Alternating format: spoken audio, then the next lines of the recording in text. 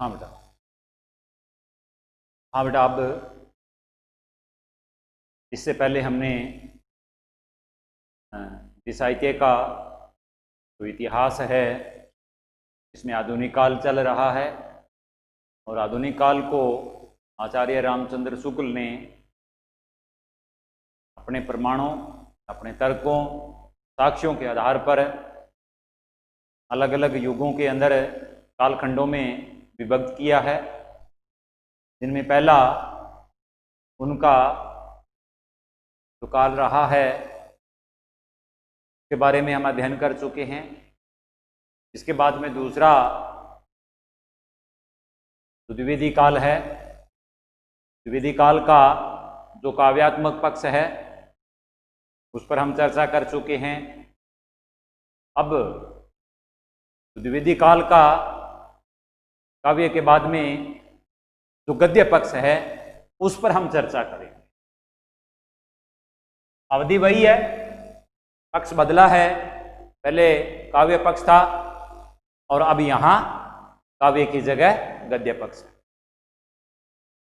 तो इस काल में भी उधर कवियों ने देश प्रेम के लिए, राष्ट्र प्रेम के लिए, समाज सुधार के लिए, अछूतों, दलितों, पीड़ितों, शोषितों, असहाय, दुर्बल आदि समाज का जो वर्ग था उस पर उस युग के रचनाकारों ने अपनी कलम चलाई।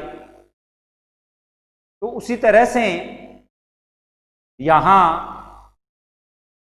जो इसका द्विवेदी युग का गद्य पक्ष है, इसमें गद्यकारों ने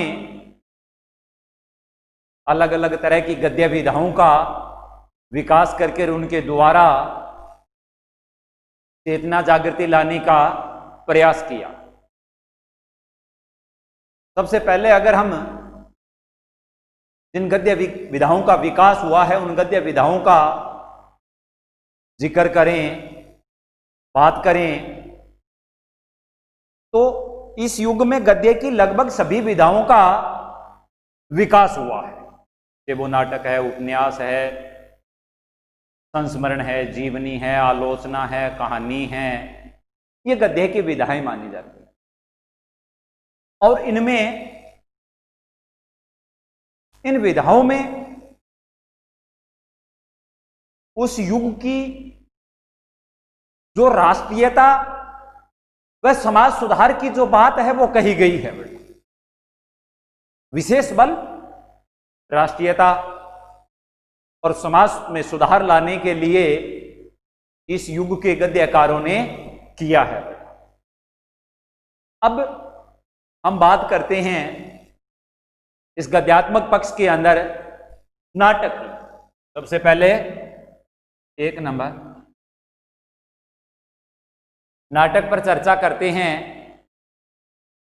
अगर नाटक की दृष्टि से गद्य के इस पक्ष को देखा जाए, इस पर विचार किया जाए, तो जितना काम, जितना कार्य गद्य की अन्य विधाओं का हुआ है या उन विधाओं पर हुआ है, उतना कार्य नाटक के क्षेत्र में नहीं हुआ है। यूं कहें कि नाटक का जो विकास है द्विवेदी युग में अपेक्षा के अनुरूप नहीं हुआ है। जबकि संस्कृत है, अंग्रेजी है या बांग्ला भाषा है, इन भाषाओं से हिंदी के अंदर नाटकों का अनुवाद जरूर हुआ है। यानी जो नाटक संस्कृत, अंग्रेजी या बांग्ला भाषा में लिखे गए थे उनका हिंदी में अनुवाद अवश्य हुआ है। ये नाटक के क्षेत्र के अंदर जो कार्य हुआ है। अगर चर्चा करें, बात करें नाटककारों की, तो इन नाटककारों में नाम आता है राधाचरण गोस्वामी, राधाचरण गोस्वामी, उसके बाद में बालकृष्ण भट्ट, जयशंकर,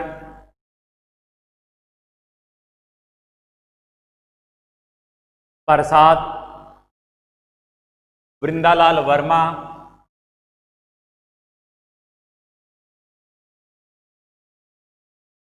वृंदालाल वर्मा, प्रताप नारायण मिश्र आदि।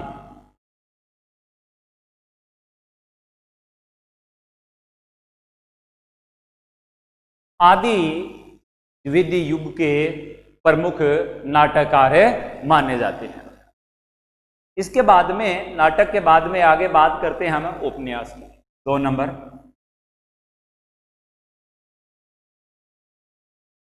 उपन्यास की बात करते हैं। यहां हम कह सकते हैं बेटा कि नाटकों की अपेक्षा द्वितीय युग में उपन्यास के क्षेत्र में अधिक काम हुआ है। यानी नाटकों की अपेक्षा उपन्यास है वो द्वितीय युग के अंदर ज्यादा लिखे गए हैं, और लगभग सभी विषयों पर, जैसे तिलस्मी अयारी,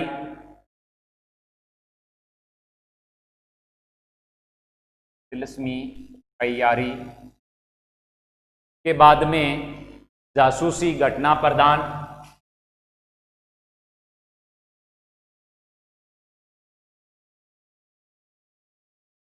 ये विषय है बेटा। इन विषयों के ऊपर उपन्यास ज्यादा लिखे गए हैं।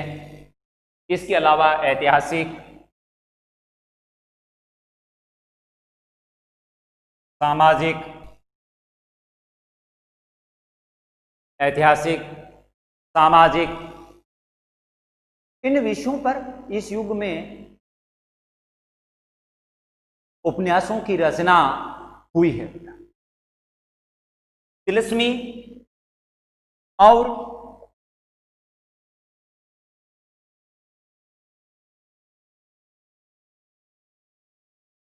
अय्यारी उपन्यासों में तो देवकी नंदन खत्री जो है वो प्रमुख रहे हैं। तिलस्मी और अय्यारी उपन्यासों की रचना करने में देवकी नंदन खत्री का नाम लिया जा सकता है। इसके अलावा दूसरा जो नाम आता है किशोरीलाल गोस्वामी,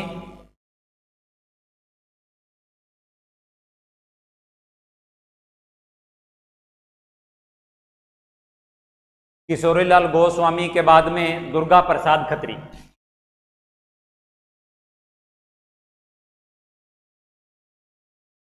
ये जो उपन्यासकार हैं ये विशेष करके तिलस्मी और अय्यारी उपन्यासों के रचनाकार माने जाते हैं। अगर बात करें जासूसी उपन्यासों की,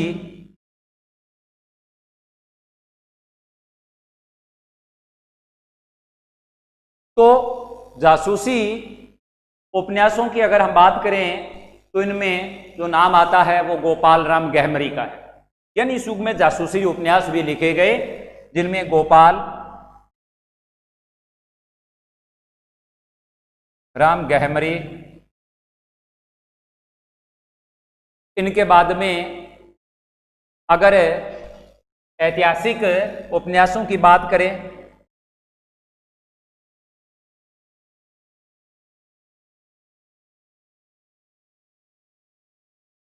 तो ऐतिहासिक उपन्यासों के अंदर किशोरीलाल गोस्वामी का नाम आता है।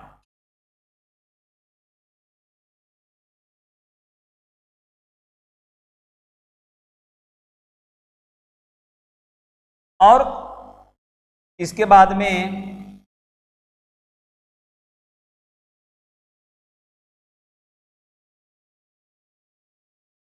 सामाजिक उपन्यासों की अगर बात करें तो लज्जाराम शर्मा,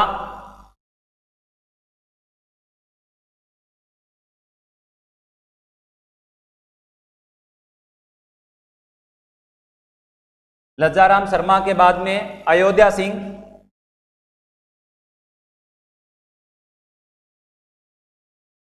अयोध्या सिंह, हरिओद उपाध्याय,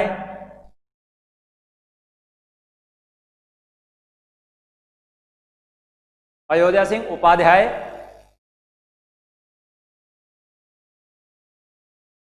हरिओत सिंह, इसके बाद में राधिका रमण प्रसाद।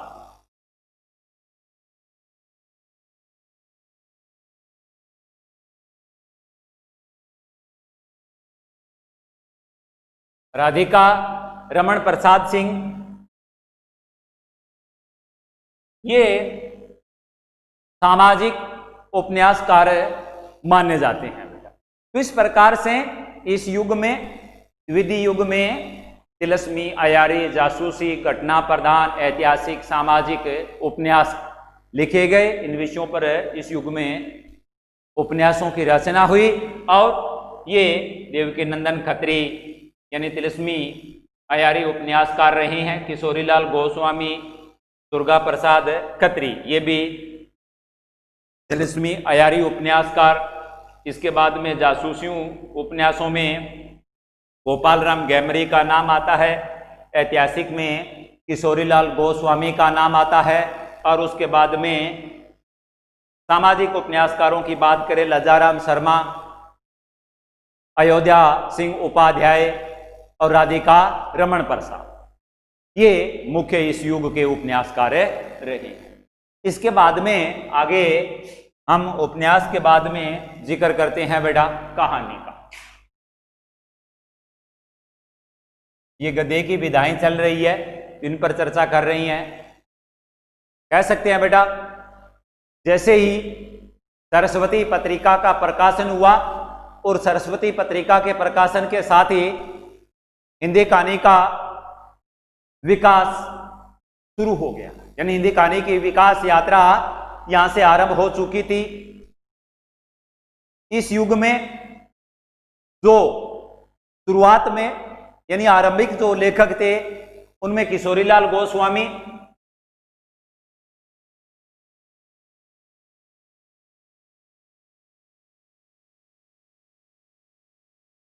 किशोरीलाल गोस्वामी के बाद में माधव प्रसाद मिश्र,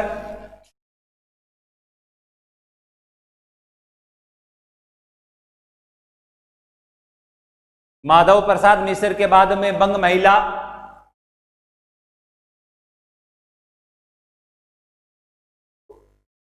रामचंद्र शुक्ल, रामचंद्र शुक्ल के बाद में जयशंकर प्रसाद,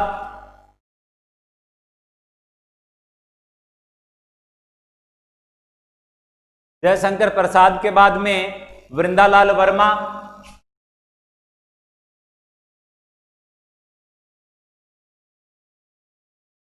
वृंदालाल वर्मा आदि इस युग के प्रमुख कहानीकार थे, यानी आरंभिक जो लेखक थे जो कहानी के क्षेत्र में काम कर रहे थे, इनका नाम लिया जा सकता है। इसके अलावा सरस्वती पत्रिका में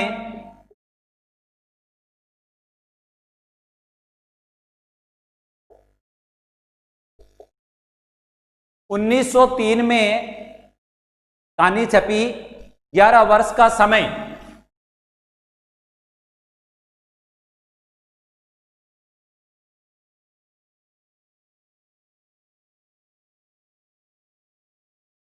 उन्नीस सौ 3 में कहानी छपी 11 वर्ष का समय,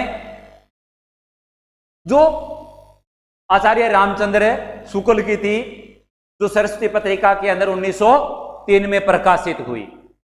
इसके बाद में बंग महिला की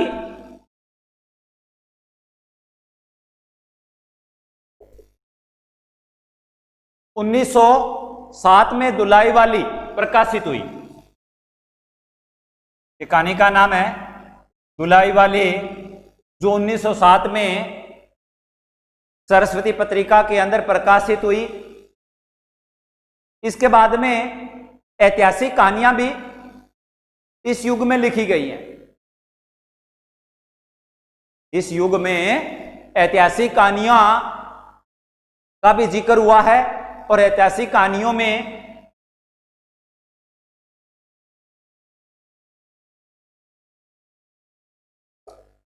वृंदालाल वर्मा का नाम लिया जा सकता है। फिर जयशंकर प्रसाद, जयशंकर प्रसाद आदि, इनकी कहानियों का जो संग्रह था उसको एक नाम दिया गया छाया। शीर्षक था इनकी कहानियों का जो संग्रह था उसको छाया नाम के शीर्षक से 1912 में सरस्वती पत्रिका के द्वारा या सरस्वती पत्रिका के अंदर उसका प्रकाशन हुआ। इसी क्रम में राधिका रमन सिंह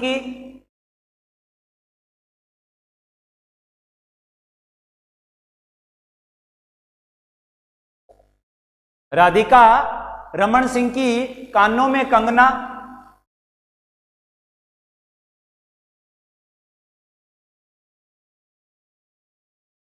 राधिका रमन सिंह की कानों में कंगना 1913 में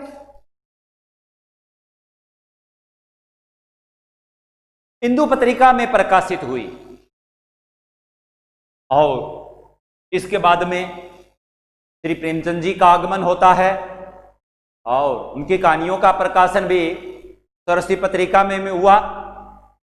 और इसके बाद में चंद्रधर शर्मा गुलेरी की उस समय की जो एक तरह से यथार्थवादी सशक्त जो कहानी सामने आई, जिसका प्रकाशन सरस्वती पत्रिका में हुआ और उस कहानी का शीर्षक था उसने कहा था।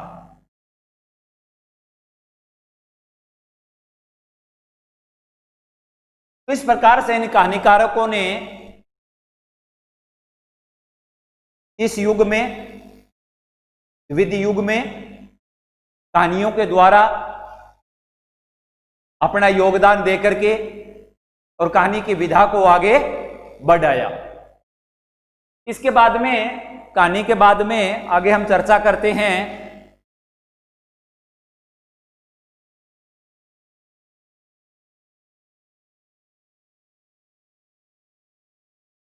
निबंध की।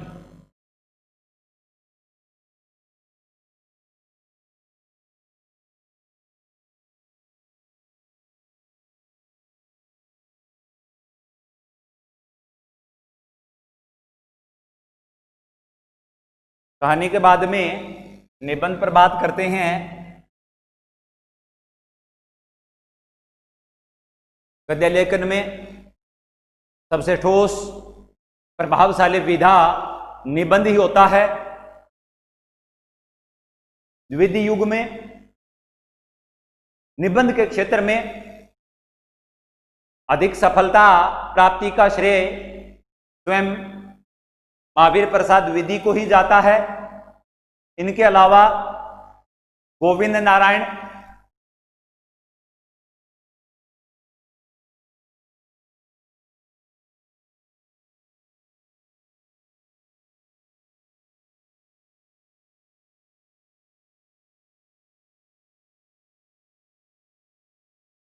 गोविंद नारायण,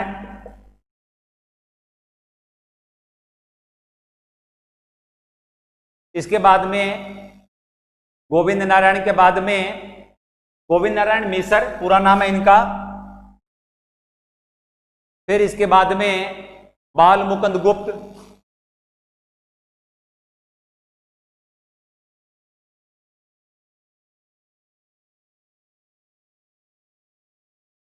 बाल मुकुंद गुप्त के बाद में माधव प्रसाद मिसर,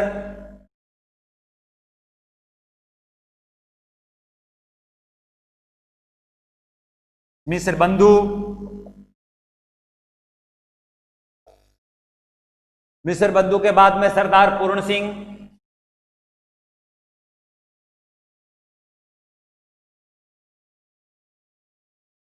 सरदार पूर्ण सिंह के बाद में चंद्रधर शर्मा गुलेरी,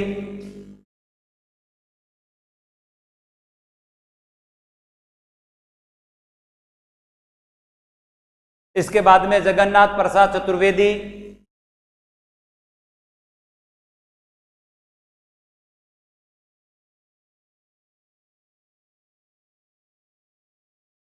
जगन्नाथ प्रसाद चतुर्वेदी के बाद में श्याम सुंदर दास,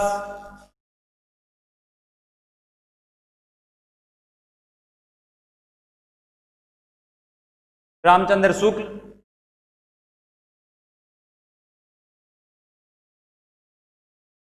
आदि इस युग के प्रतिष्ठित व श्रेष्ठ निबंधकार हुए हैं। सरदार पूर्ण सिंह तो इस युग के सबसे, यूं के इन सब के अंदर श्रेष्ठ निबंधकार माने जाते हैं। शुक्ल जी के जो मनोवैज्ञानिक निबंध थे,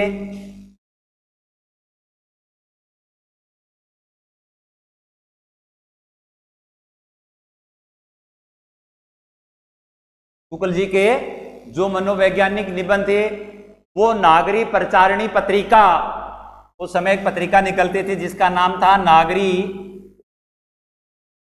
प्रचारिणी पत्रिका में शुक्ल जी के मनोवैज्ञानिक निबंधों का प्रकाशन हुआ। इनके और भी शुक्ल जी के प्रतिष्ठित जो निबंध है जिनकी इस युग में बहुत बड़ी महत्ता है, उनमें भय और क्रोध,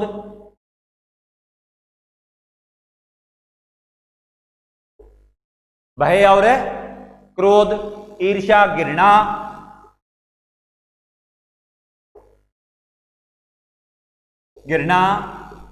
उत्साह, ईर्ष्या, घृणा, उत्साह, श्रद्धा,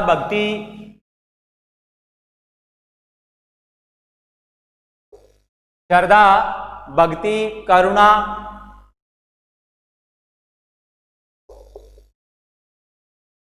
लज्जा और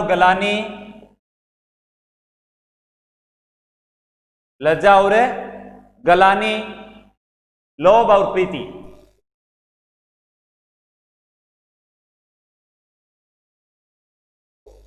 ये आचार्य रामचंद्र शुक्ल के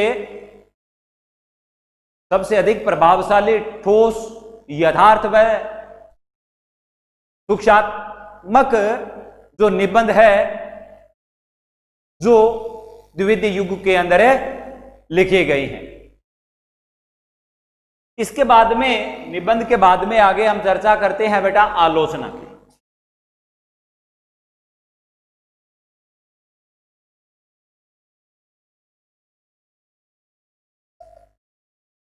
आलोचना देखिए बेटा, द्वितीय युग के अंदर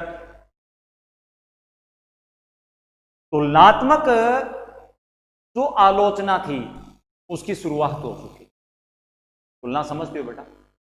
आपस में एक दूसरे के साथ तुलना करके, समीक्षा करके और फिर आगे विचार है वो रखे जाएं। तो इस युग में, द्वितीय युग में तुलनात्मक आलोचना की शुरुआत हो चुकी थी। 1907 में पद्म सिंह शर्मा ने 1907 में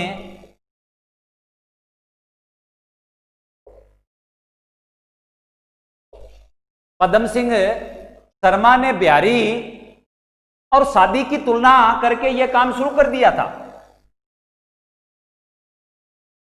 बिहारी और सादी की तुलना करके ये तुलनात्मक आलोचना का काम किया था। बिहारी और सादी की तुलना के द्वारा यह काम पद्म सिंह शर्मा ने शुरू कर दिया था। इसके बाद में मिश्र बंधुओं ने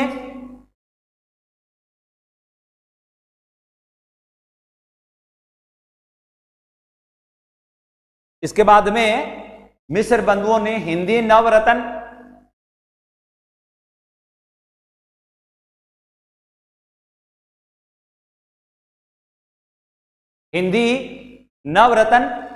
जिसका प्रकाशन इन्होंने 1910 में करवाया।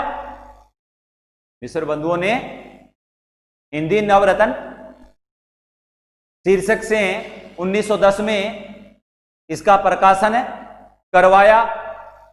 और आगे चल करके इसी क्रम में और जो नाम आते हैं आलोचना के क्षेत्र में वो है लाला भगवान दीन,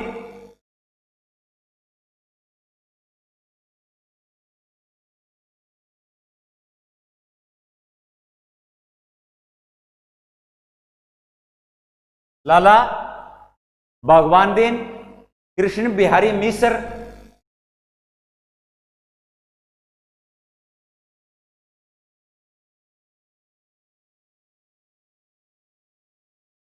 कृष्ण बिहारी मिश्र। कृष्ण बिहारी मिश्र ने तो देव और बिहारी पर, देव और बिहारी पर बड़ी गहराई से तुलनात्मक आलोचनाएं हैं वो प्रस्तुत की है, यानी लिखी है। फिर इसके बाद में आगे आलोचना के बाद में जीवनी।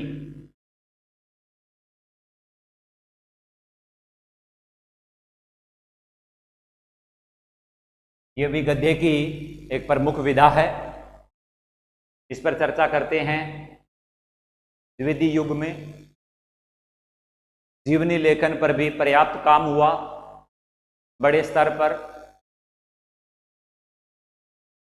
हम जानते हैं कि ये जो युग था, ये जो समय था, इस युग में राष्ट्रीय आंदोलन चल रहे थे। उन आंदोलनों को और तीव्र करने के लिए, प्रबल करने के लिए, देशवासियों को उन आंदोलनों से जोड़ने के लिए, उनको प्रेरित करने की आवश्यकता थी। तो कहीं इस युग के जो लोग थे, गद्यकार थे, रचनाकार जो थे, वो आजादी की अलख जगाने के लिए अपने कार्यों के द्वारा महापुरुषों के जीवन पर, महापुरुषों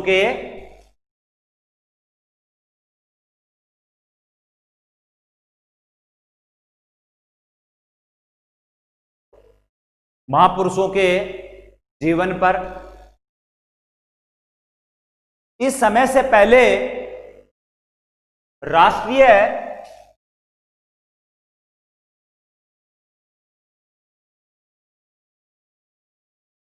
राष्ट्रीय नेताओं से संबंधित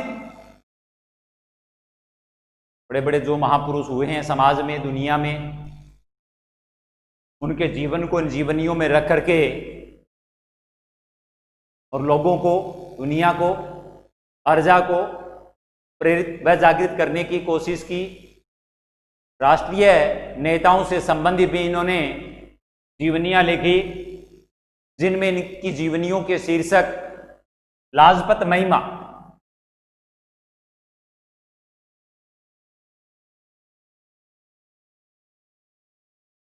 लाजपत महिमा, जिसका प्रकाशन 1907 में किया।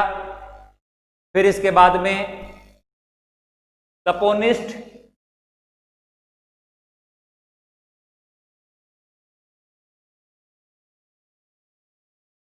महात्मा अरविंद घोष, तपोनिष्ठ महात्मा अरविंद घोष 1909 में। इसके बाद में करमवीर गांधी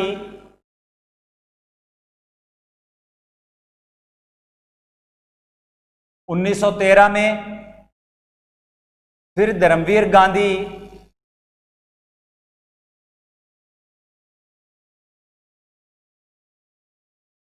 जैसे शीर्षकों से जीवनियां लिख करके और इनका प्रकाशन करवाया। तपोनिष्ठ महात्मा अरविंद घोष 1909 में इसका प्रकाशन, करमवीर गांधी इस शीर्षक से प्रकाशित जो जीवनी 1913 में, धर्मवीर गांधी शीर्षक से प्रकाशित जो जीवनी 1914 में, और महात्मा गोखले, यूं भी कहें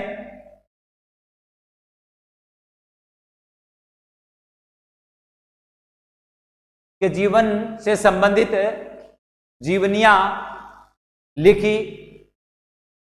इसके अलावा इस युग में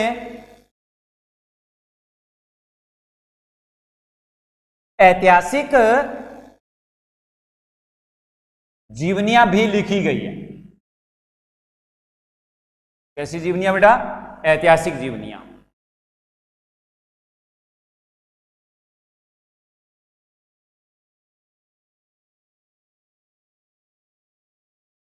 अगर हम ऐतिहासिक जीवनी की बात करें तो ये किस शीर्षक से प्रकाशित हुई? छत्रपति शिवाजी का जीवन चरित्र।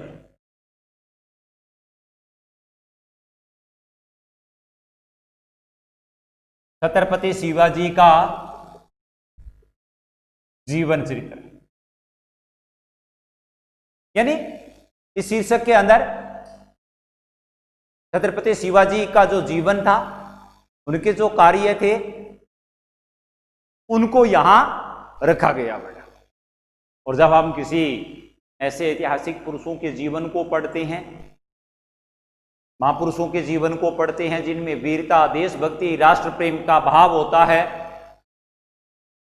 पढ़ने के बाद में स्वाभाविक है कि हमारे हृदय में, हमारे भीतर भी वैसी ही भावना संचरित होने लगती है।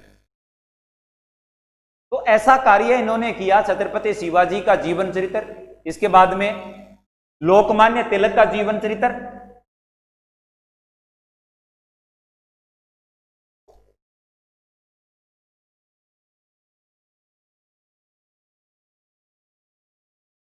लोकमान्य तिलक का जीवन चरित्र, फिर पृथ्वीराज चौहान का जीवन चरित्र, और एक और इस तरह के जीवनी कार का नाम ले सकते हैं, वो है देवकी नंदन खत्री, जिन्होंने महाराणा प्रताप सिंह,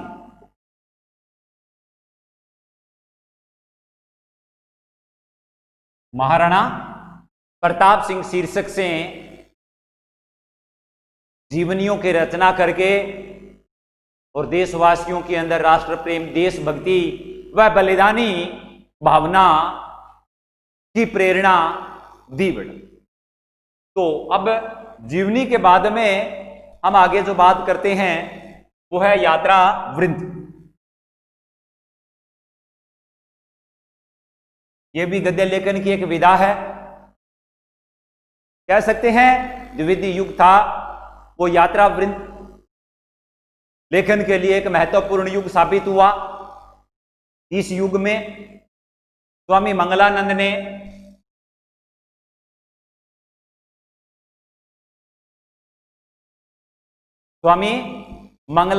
ने मॉरिशस यात्रा,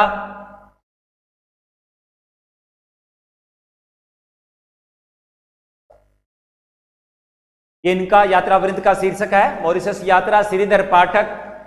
इसके बाद में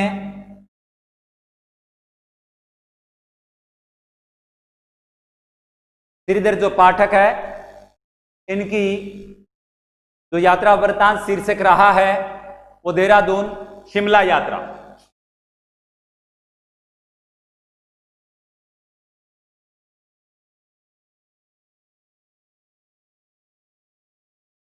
देहरादून शिमला यात्रा उमा नेहरू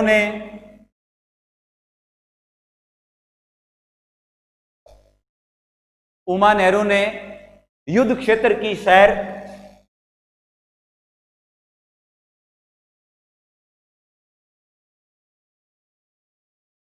युद्ध क्षेत्र की सैर लोचन प्रसाद पांडे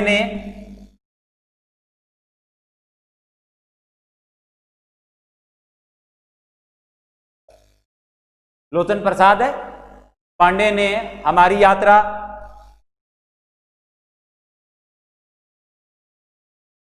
इसी क्रम में इंदु जैसे शीर्षकों से यात्रा वृत्तांतों की रचना करके और साहित्य जगत की सेवा की है। स्वामी सत्यदेव परिवारजक का नाम भी आता है।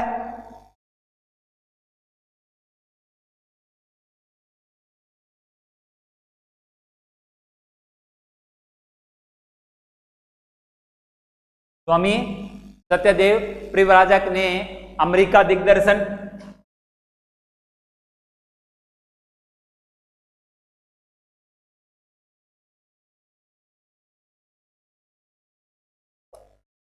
इनका जो शीर्षक रहा यात्रा वृत्तांत का वो अमेरिका दिग्दर्शन और मेरी कैलाश यात्रा।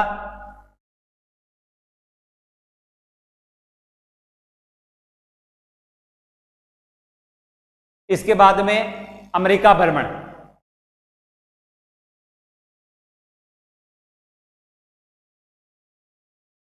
ये स्वामी सत्यदेव परिव्राजक के यात्रा वृत्तांत है जो इन शीर्षकों से प्रकाशित हुए हैं। और यात्रा वृत्तांत के बाद में हम द्वितीय युग की अंतिम जो गद्य विधा है उसकी बात करते हैं, और वो है संस्मरण। संस्मरण जो किसी की याद में लिखे जाते हैं वो संस्मरण कहलाते हैं। यहां संस्मरण के क्षेत्र में जो प्रमुख योगदान रहा है वो है अयोध्या सिंह उपाध्याय हरियोध का। प्रमुख जो नाम लिया जाता है वो है अयोध्या सिंह उपाध्याय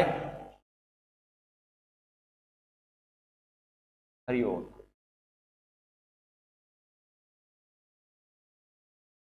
इन्होंने अनुमोदन कांड,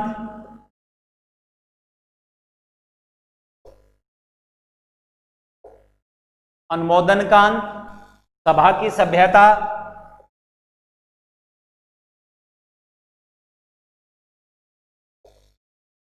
सभ्यता, विज्ञानाचार्य बसु का विज्ञान मंदिर,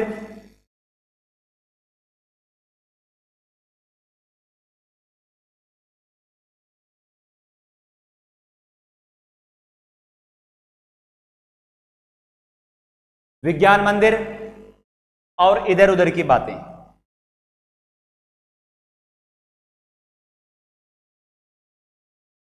इन शीर्षकों से अयोध्या सिंह उपाध्याय हरियोध ने यात्रा वृत्तांतों की रचना की है। तो इस प्रकार से बेटा ये था हमारा द्विवेदी युग का गद्य भाग यानी गद्यात्मक पक्ष।